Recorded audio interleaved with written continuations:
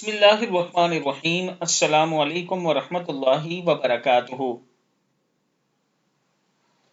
فجر کی نماز کے بعد کی دعا،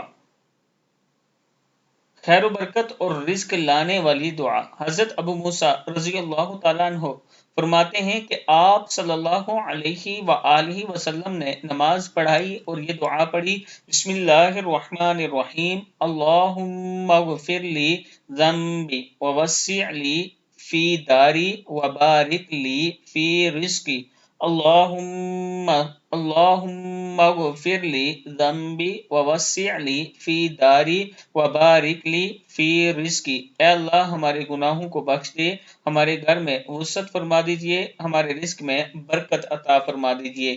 صدق اللہ العظیم۔ ہر روز ہر نماز کے بعد ہی کوشش کریں کہ یہ دعا پڑھ لیں، اللہ تعالیٰ کا خاص کرم ہوگا۔ اللہم اغفر لی ذنبی ووسع لی فی داری وبارک لی فی رزقی۔ صدق اللہ العظیم۔